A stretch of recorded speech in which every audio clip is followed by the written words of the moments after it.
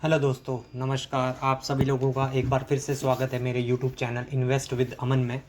तो थोड़ी देर पहले ही मैंने एक और कंपनी के रिज़ल्ट को अपने यूट्यूब चैनल पर डाला है और उस कंपनी का नाम है ब्लैक रोज इंडस्ट्रीज़। ये एक nano cap micro cap type की कंपनी है और एक सस्ते प्राइस पे लगभग 140 रुपये के आसपास के प्राइस की कंपनी है। इसमें हमें लॉन्ग टर्म में क्या करना चाहिए, तो मैंने इस वीडियो में इसमें थोड़ा बहुत बात करी है इसके बारे में, तो इस वीडियो को भी ज़रूर जाके देख लें। मैं यहाँ पे दिखा भी रहा हूँ, मेंशन भी कर रहा हूँ। एंड चलिए इस वीडियो को स्टार्ट कर लेते हैं। एंड वीडियो शुरू करने से पहले ज़रूर ये कहूँगा कि वीडियो अगर अच्छी लगे तो उसे लाइक ज़रूर करें, शेयर ज़रूर करें एंड चैनल को सब्सक्राइब करना बिल्कुल ना भूलें। तो चलिए आइए, आज जिस कंपनी के बारे में हम बात करने वाले हैं उस कंपनी का नाम है टाइटन कंपनी लिमिटेड। आज ही के दिन कंपनी के नंबर्स आए हैं, तो देख लेते हैं कंपनी के नंबर्स किस प्रकार के रहे। और अगर हम वैसे भी बात करें तो पिछले 6 महीने से ये डाउन ही है, लगभग ज़्यादा डाउन तो नहीं है लेकिन फिर भी। लेकिन पिछले साल का देखिए, एक कंसोलिडेशन फेज में ही गुजर रहा है, लेकिन पिछले 5 साल के 180% के रिटर्न है। अगर हम एकदम टॉप लेवल पकड़ें इसका, तो वहाँ से लगभग 16-17% की गिरावट है। तो एक अच्छी डिसेंट गिरावट मैं कहूँगा इसमें इसमें है अभी तक के लिए। एक लार्ज कैप कंपनी है ये। आपको पता ही होगा कि लगभग 2,87,000 करोड़ की कंपनी है, तो छोटी मोटी कंपनी नहीं है, बहुत बड़ी कंपनी है। तो उस हिसाब से 16-17% की गिरावट टॉप लेवल से काफ़ी डिसेंट गिरावट मैं इसको कहूँगा। तो चलिए, आज के दिन कंपनी ने अपने नंबर्स भी पेश किए हैं, तो उनको एक बार देख लेते हैं। सारे फिगर जो हैं यहाँ पे करोड़ में। पहले हम सीक्वेंस देख लेते हैं।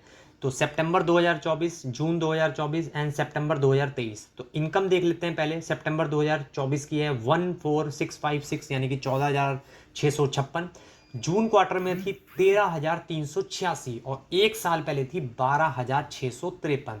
तो आप क्लियर कट देख सकते हैं जो टॉप लाइन नंबर्स हैं, यानी कि जो रेवेन्यू के नंबर्स हैं वो काफ़ी अच्छे हैं कंपनी के। क्योंकि एक लार्ज कैप कंपनी है, तो ये आप ये नहीं एक्सपेक्ट कर सकते कि बहुत ही सुपर डुपर एकदम धमाकेदार रेवेन्यू आ जाएगा एकदम से, तो वो नहीं होने वाला है। मैं आपको ये चीज़ बार बार बता रहा हूँ, क्योंकि एक लार्ज कैप बहुत बड़ी कंपनी है, तो उस हिसाब से लार्ज कैप कंपनी के हिसाब से अच्छा रेवेन्यू यहाँ पे बढ़ा है इनका। उसके बाद एक्सपेंसेस की बात कर लेते हैं। तो सितंबर 2024 में है 13,709, जो कि 3 महीने पहले थे 12,413 और एक साल पहले थे 11,402। तो हमें अब प्रॉफिट निकालने के लिए रेवेन्यू में से एक्सपेंस को माइनस करना पड़ेगा। तो सितंबर 2024 का जो प्रॉफिट है 947 है। 3 महीने पहले यही प्रॉफिट था 973 और एक साल पहले था 1251, यानी कि बहुत ही ख़राब नंबर्स मैं कहूँगा। क्योंकि एक लार्ज कैप कंपनी है, तो उस कॉन्टेक्स्ट में देखा जाए तो ये नंबर्स मुझे बहुत ही ज़्यादा बेकार से लग रहे हैं, काफ़ी डाउन परफॉर्मेंस है। हाँ, लेकिन ये एक बड़ी कंपनी है, तो हमें वैसे भी बड़ी कंपनीज में एवरेज परफॉर्मेंस देखना चाहिए पिछले 4-5-6 साल का। तो उस हिसाब से नंबर्स कंपनी के अगर शॉर्ट टर्म के हिसाब से देखा जाए तो मुझे नंबर्स बिल्कुल भी एनर्जेटिक नहीं लग रहे हैं।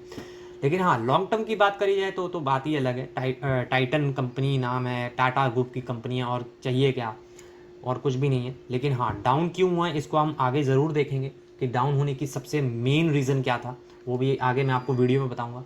तो बाकी हमें फिर उसके बाद टैक्सेस वगैरह देने पड़ेंगे, और टैक्सेस देने के बाद जो कंपनी के हाथ में प्रॉफिट आया वो है 704 करोड़ सितंबर 2024 का, जो कि 3 महीने पहले था 715 करोड़ और वहीं एक साल पहले था 916 करोड़। तो आप देख सकते हैं कि क्वार्टरली भी एंड ईयरली भी दोनों बेसिस पे यहाँ पे काफ़ी ख़राब नंबर्स है, काफ़ी ख़राब डाउनफॉल है। हाँ, ये लेकिन ये चीज़ें सिर्फ शॉर्ट टर्म के लिए ही हैं। हो सकता है कि आने वाले 3-4-6 महीने में ये स्टॉक की और भी पिटाई यहाँ से हो सकती है, क्योंकि शॉर्ट टर्म के हिसाब से हो सकता है कि शॉर्ट टर्म वालों को ये नंबर्स मेरे हिसाब से तो बिल्कुल पसंद नहीं आएंगे। तो अब आगे हम देखेंगे कि मार्केट का एक्सपेक्टेशन क्या थी, ईपीएस बीट किया या नहीं, जो मार्केट का एक्सपेक्टेशन था या नहीं। तो बेसिक ईपीएस भी देख लेते हैं, तो वही रिफ्लेक्शन होगा 7.94 इस बार का है। 3 महीने पहले था 8.06 और एक साल पहले था 10.31। तो आप क्लियर कट ईपीएस में भी देख ही सकते हैं, डाउनग्रेडेड हो रखा है, डाउन हो गया काफ़ी। उसके बाद कंपनी का हम सेगमेंट वाइज रेवेन्यू भी एक बार देख लेते हैं कि वो किस प्रकार का रहा। तो सेगमेंट वाइज वॉचेस में आप देख लेते हैं। वॉचेस में 1304, पिछले 3 महीने पहले था 1023 और एक साल पहले था 1092, यानी कि अच्छी खासी जंप है यहाँ पे year on year basis. Quarterly भी अच्छा है। ज्वेलरी की जो इनका हार्ट है एकदम, मतलब टाइटन के पास अगर ज्वेलरी बिजनेस ना होता तो शायद उसकी इतनी मार्केट कैपिटलाइजेशन, इतना अच्छा नाम नहीं होता उसका। तो ज्वेलरी का ही नाम से उसको पहचाना जाता है टाइटन को। तो ज्वेलरी में 12,771, जो कि 3 महीने पहले था 11,808, और जो कि 1 साल पहले था 11,81। यानी कि यहाँ पे भी अगर क्वार्टरली और ईयरली देखा जाए तो काफ़ी अच्छी जंप है। उसके बाद आई केयर में देखा जाए तो 202, 210 और 189, तो यहाँ पे भी ठीक ठाक ही परफॉर्मेंस है। अदर्स बिजनेस भी है इनके 301, 277, 218, यहाँ पे भी वही है। Corporate unallocated 78, 68, 73। तो अगर टॉप लाइन नंबर्स देखा जाए तो काफ़ी अच्छा है। यानी कि इनकी जो मेन प्रॉब्लम आई है वो उनके एक्सपेंसेस में आई है। तो इसको भी हम देख लेंगे कि क्यों आया है ऐसा, क्या हो गया ऐसा कि एकदम से प्रॉफिट जो है इतना डाउन चला गया। उसके बारे में हम बात कर लेंगे।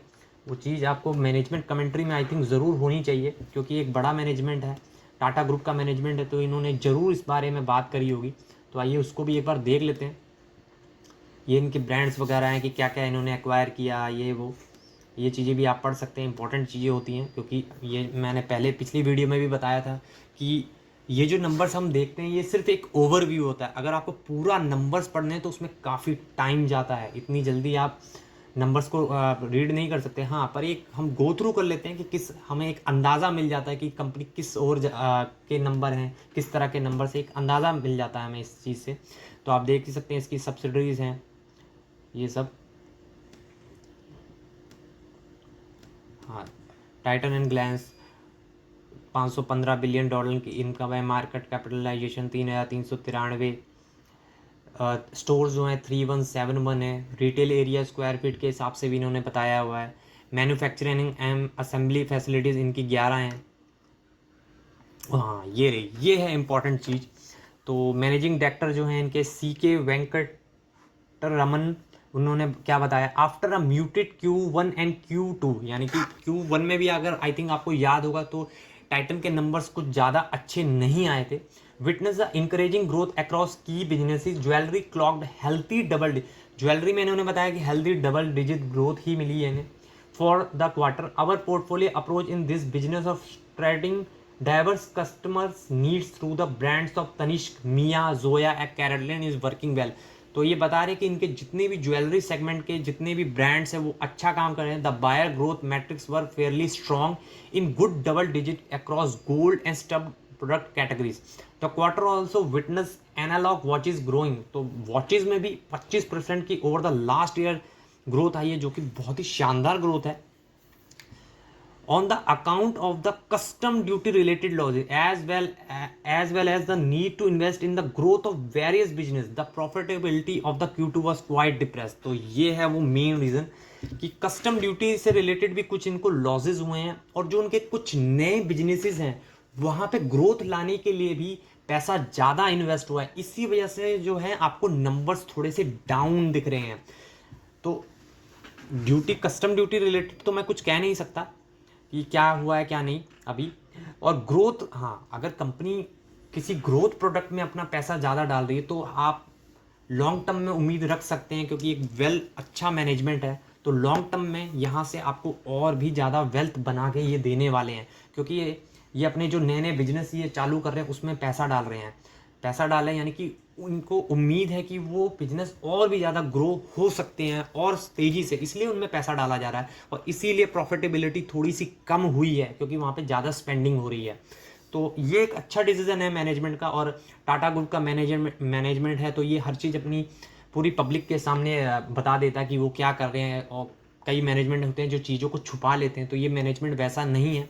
तो हो सकता है कि कल के दिन नंबर्स में हो सकता है कि पिटाई भी हो इस कंपनी की, लेकिन ये चीज़ मैंने आपको बता दी कि ग्रोथ बिजनेस, जो उनके नए बिजनेसेस हैं वहाँ पे ये पैसा ज़्यादा से ज़्यादा दे रहे हैं, इस वजह से प्रॉफिटेबिलिटी में थोड़ा सा इशू आया है यहाँ पे।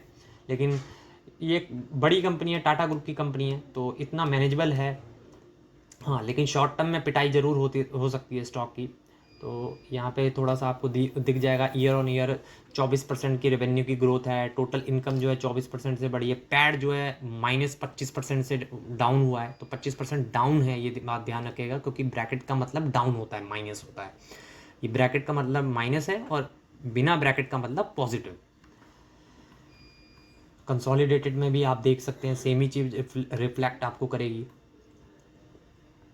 यहाँ पे आप ज्वेलरी सेगमेंट में देख सकते हैं 25% की ग्रोथ है, वॉचेस में 19% की है, एंड आई केयर में 6% की है, इमर्जिंग बिजनेस 14% की ग्रोथ है, अच्छी ग्रोथ मैं कहूँगा। कैरेट लेन जो इनका बहुत ही अच्छा प्रोडक्ट है 27%, ये काफ़ी प्रीमियम प्रोडक्ट है।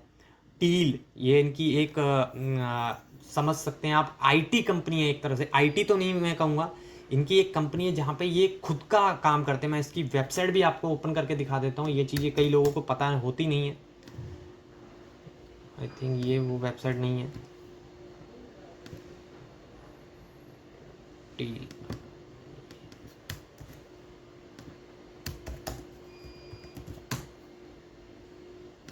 हाँ ये है वो टाइटन टील। तो ये ऑटोमोशन वगैरह में है, तो इनके जितने भी गोल्ड वगैरह के काम होते हैं, कटिंग वगैरह के, वहाँ वो भी यहीं पे होते हैं।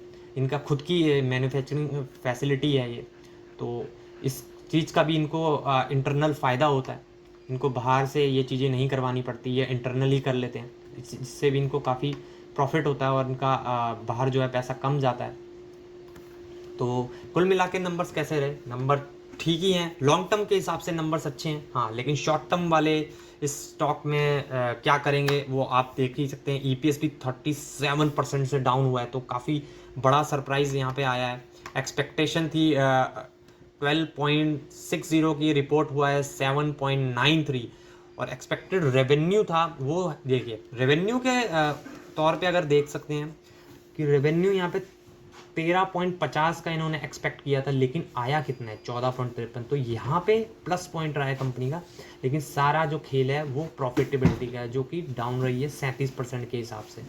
तो कुल मिला के नंबर्स अच्छे हैं। एक बार शेयर होल्डिंग पैटर्न भी देख लेते हैं। 52%, प्रोमोटर्स के पास, एफआईस के पास 18%, डीआईस के पास 11%, पब्लिक के पास 17% की होल्डिंग है। तो अच्छे नंबर्स रहे लॉन्ग टर्म के हिसाब से, मैं अगेन कह रहा हूँ, क्योंकि इन्होंने जो अपना पैसा है वो जो ग्रोथ ओरिएंटेड बिजनेस है उसमें ज़्यादा पैसा इन्वेस्ट किया है, जिस वजह से इनकी प्रॉफिटेबिलिटी कम आई है, लेकिन इस चीज़ का फ़ायदा कंपनी को लॉन्ग टर्म में ज़रूर मिलेगा। तो वीडियो में अभी तक के लिए सिर्फ इतना ही था, एंड मेरा क्लियर कट डिस्क्लेमर फिर से रहेगा कि ये कोई भी बाय सेल या होल्ड की स्ट्रैटेजी मैंने आपको नहीं बताई है। आप जो भी करें अपने फाइनेंशियल एडवाइजर से कंसल्ट करके ही करें, क्योंकि मैं एक सेबी रजिस्टर्ड एनालिस्ट नहीं हूँ। और अगर वीडियो पसंद आए तो उसे लाइक जरूर करें, शेयर जरूर करें, एंड चैनल को सब्सक्राइब करना बिल्कुल ना भूलें दोस्तों। तो थैंक्स फॉर वॉचिंग।